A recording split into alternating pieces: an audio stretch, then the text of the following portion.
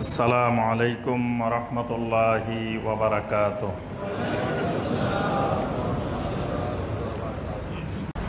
তোমরা যেহেতু মদিনার অধিবাসী, তো মদিনা দখল করলে নেতৃত্ব দিব তোমাদেরকে। তাদেরকে নেতৃত্বের লোভ দেখাইলো যে বনু কুরাইজাকে। বনু কুরাইজা ভিতরে ভিতরে রাজি হয়ে গেছে। আল্লাহ রাসূল সাল্লাল্লাহু আলাইহি ওয়াসাল্লামের কাছে এই খবর আসছে যে ইয়া রাসূলুল্লাহ, সর্বনাশ, বনু কুরাইজা তো এই অবস্থা। নবী সাল্লাল্লাহু আলাইহি ওয়াসাল্লাম 5 জন বিশিষ্ট সাহাবীর একটা দল গঠন করলেন। গঠন করে বললেন, যাও, আলী রাদিয়াল্লাহু তাআলার নেতৃত্বে বললেন যে তোমরা যাও, গিয়ে বনু কুরাইজার সাথে কথা বলো আর খোঁজ খবর নাও আসলে ঘটনা কি। ঘটনা দেখা গেল সত্য। নবী সাল্লাল্লাহু আলাইহি ওয়াসাল্লাম শিখাই দিয়েছেন, যদি মনে করো যে বনু কুরাইজা বিশ্বাসঘাতকতা করছে, তাহলে তোমরা এসে চুপচাপ কাউকে কিছু বলতে পারবা না, আমাকে ইশারা ইঙ্গিতে বলবা। আর যদি দেখো যে না বিশ্বাসঘাতকতা করে নাই, তাহলে জোরে ঘোষণা দিবা। কারণ ওই বিশ্বাসঘাতকতার খবর যদি সাহাবায়ে কেরামের মধ্যে আসে, তো সাহাবায়ে কেরামের ঈমান দুর্বল হয়ে যাবে, ভয় পেয়ে যাবেন। এখন এরা গিয়ে দেখলেন যে আসলেই বিশ্বাসঘাতকতা সঠিক।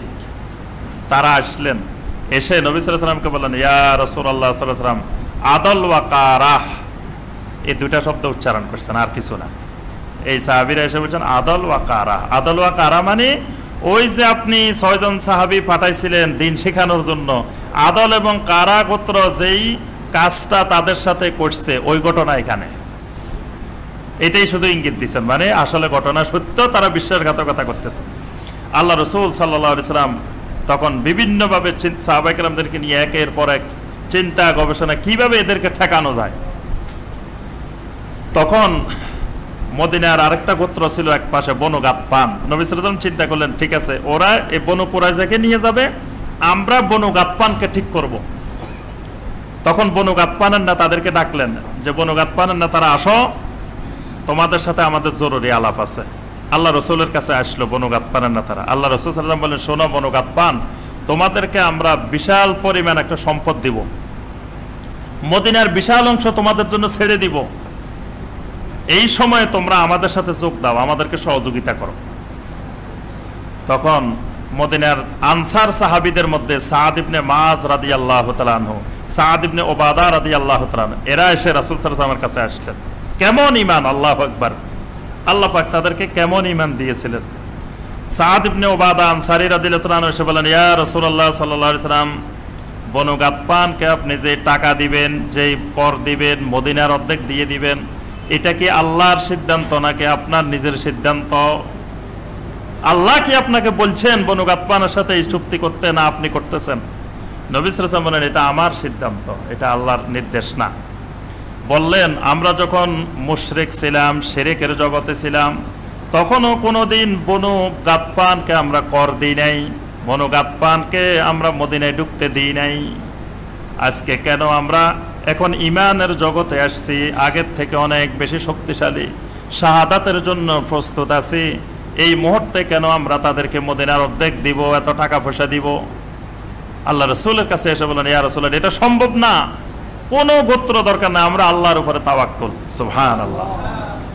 আল্লাহ রাসূল সাল্লাল্লাহু আলাইহি ওয়াসাল্লাম সাহাবায়ে কেরামের ঈমানী মনোবল দেখে বাদ দিয়ে দিলেন, বললেন, না, যাও, তোমাদের সাথে কোনো আর চুক্তির দরকার নেই। তখন আল্লাহু আকবার, এই বনু গাতফানের একজন সাহাবী, নাম হলো নাঈম ইবনে মাসউদ রাদিয়াল্লাহু তাআলা আনহু, আল্লাহ পাক তাকে জান্নাতুল ফেরদাউস নসিব করুন, জান্নাতুল ফেরদাউসের উচ্চ মর্যাদা দান করুন।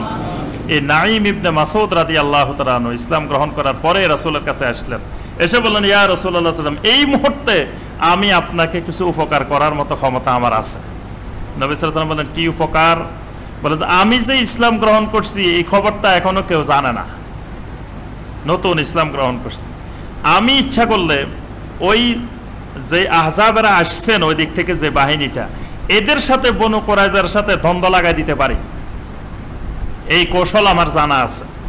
আল্লাহ রাসূল সাল্লাল্লাহু আলাইহি ওয়াসাল্লাম অনুমতি দিলেন যে যাও, তাদের মধ্যে একটা দ্বন্দ্ব লাগাই দাও। নাঈম ইবনে মাসউদ রাদিয়াল্লাহু তাআলা আনহু প্রথমে বনু কুরাইজার কাছে গেলেন। বনু কুরাইজার না তাদেরকে বললেন যে ভাইয়েরা, তোমরা তো আমাকে চিনো, আমি কে? তোমরা যে ওই যে বাহিরের লোকদের সাথে মিলে ষড়যন্ত্র করতেছো, তোমরা কি জানো যদি কোনো কারণে পরাজয় হয়, তোমাদের পরাজয় হয়, তো তোমাদেরকে তো একবারে মদিনাতে ফিসে ফেলবে, তোমরা যাইবা কই? ওরা তো পলাই চলে যেতে পারবে, তোমরা কোথায় পলাইবা? তোমরা যে এদিকে এদের সাথে ষড়যন্ত্র করতেছ, আর শোনো ওই লোকেরা যখন মদিনা দখল করবে তোমাদেরকে কিছুই দিবে না, তারাই মদিনা সব নিয়ে যাবে। তো এখন কি করবা? তারা নেতারা জিজ্ঞাসা করলো আমাদের করণীয় কি? বলছে যে সামনে যদি তারা তোমাদের সাথে কথা বলতে আসে তো বলবা যে তোমাদের 5 জন লোক আমাদের কাছে জিম্মি করে রাখো, তোমাদের 5 জন আমাদের কাছে থাকবে, তো আমরা বুঝবো যে তোমরা আমাদের চুক্তিতে ঠিক আছো, না তোমাদেরকে আমরা বিশ্বাস করতে পারতেছি না। এই কৌশল এদেরকে শিখাই দিল। আবার ওদের কাছে গিয়ে নাইম ইবনে মাসউদ রাদিয়াল্লাহু তাআলা আনহু বললেন যে শোনো, তোমরা যে বনু কুরাইজার সাথে বনু কুরাইজা চিনো, এরা কত বড় বিশ্বাসঘাতক, আমি তো ওদের সাথে কথা বলছি, দেখবা এরা তোমরা এখন গেলে তোমাদেরকে আর বিশ্বাস করে না। বিভিন্ন রকমের কথাবার্তা যা বলার বলছেন।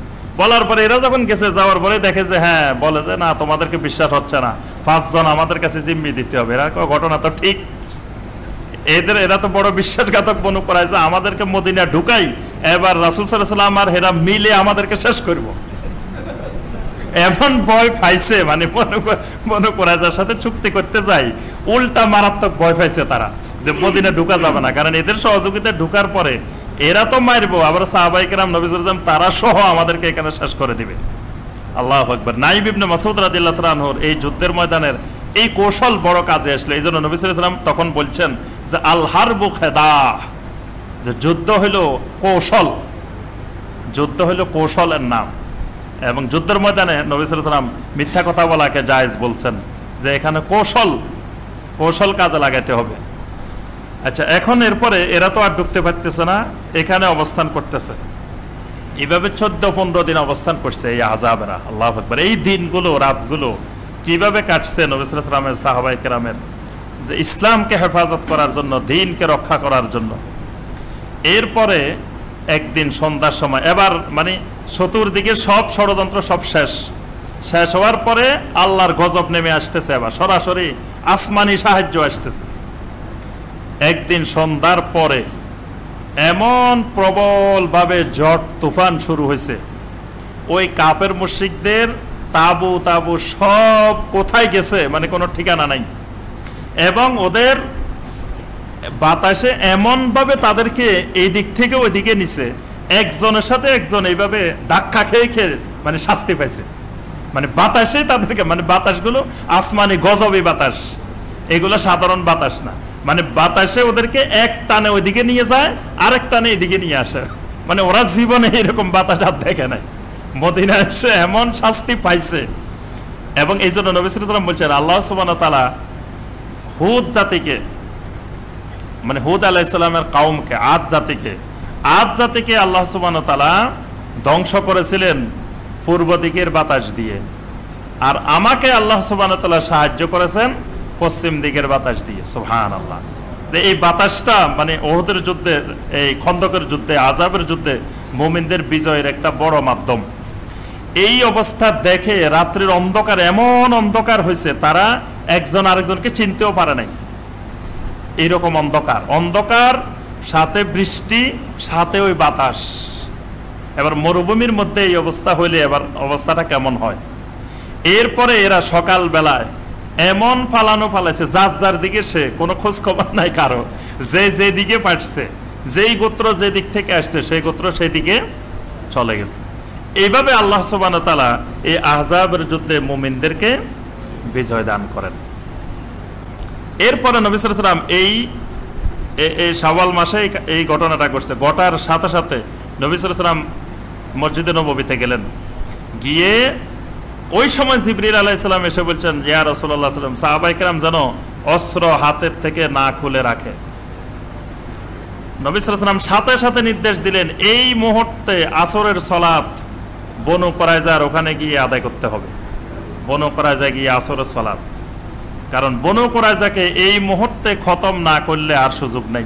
কারণ বনু কুরাইজা যে কাণ্ডটা ঘটাইছে, যদি ওই নাইম ইবনে মাসউদ রাদিয়াল্লাহু তাআলা আনহুর কৌশল যদি কাজে না আসতো, তাহলে অবস্থাটা কি হতো? পুরা ইসলাম নিঃশেষ হয়ে যেত। আল্লাহ রাসূল সাল্লাল্লাহু আলাইহি ওয়াসাল্লাম একদল সাহাবীকে আগে পাঠিয়ে দিলেন। পাঠিয়ে দিয়ে বললেন যে তাদেরকে বলো আত্মসমর্পণ করার জন্য, তারা এই মদিনা ছেড়ে চলে যাবে। তাদেরকে আত্মসমর্পণ, তাদেরকে আব্দুল্লাহ ইবনে উবাই যাই বলতেছে, শোনো আরে এদের এখন শক্তি নেই, কিছু নাই, দেখো নাই উহুদের যুদ্ধে কেমন পরাজয় হয়েছে। তো শোনো, এরা বললে তোমরা মদিনা থেকে যাইও না, তোমাদেরকে আমরা সহযোগিতা করবো, আমরা সহযোগিতা করার জন্য রেডি আছি। তখন বনু কুরাইজা বলতেছে না, আমরা যাব না মদিনা ছেড়ে। আল্লাহ রাসূল সাল্লাল্লাহু আলাইহি ওয়াসাল্লাম 14 দিন এদেরকে অবরোধ করে রাখছেন। অবরোধের পরে তারা লাস্টে এসে বলল যে আমাদেরকে সাদ ইবনে মুআজ রাদিয়াল্লাহু তাআলা আনহু যে ফয়সালা করবেন আমরা সেটা মেনে নিব। কারণ সাদ ইবনে মুআজ হলো আউস গোত্রের লোক, তো আগে থেকে বনু কুরাইজার সাথে আউস গোত্রের একটা বন্ধুত্বপূর্ণ সম্পর্ক ছিল। তো মনে করছে উনি বিচার করলে আমাদেরকে একটু সহজ করে দিব। তো পরে সাদ ইবনে মুআজ রাদিয়াল্লাহু তাআলা আনহু অসুস্থ ছিলেন, তিনি একটা ঘোড়ায় করে আসলেন বিচারপতি হিসাবে, বিচার করার জন্য রায় লিখবেন।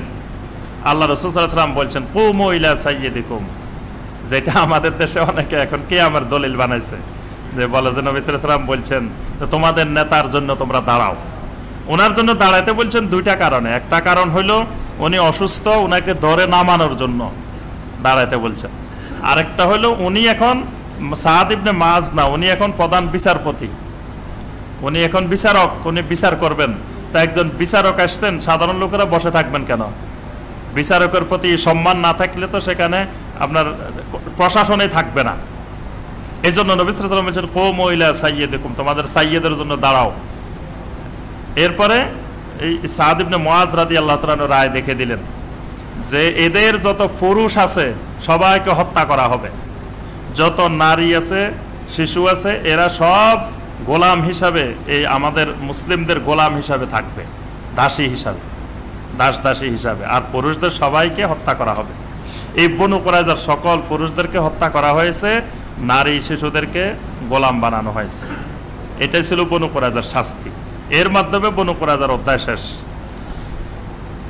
এরপর আমরা বাকি ঘটনাগুলো ইনশাআল্লাহ পরবর্তীতে আয়াতের তাফসিরে আলোচনা করব। আরো যেগুলো সামনে অনেকগুলা ঘটনাই এই সূরার সাথে সম্পৃক্ত আছে, আমরা এই 2-3টা আয়াত আলোচনা করে শেষ করে দিব ইনশাআল্লাহ।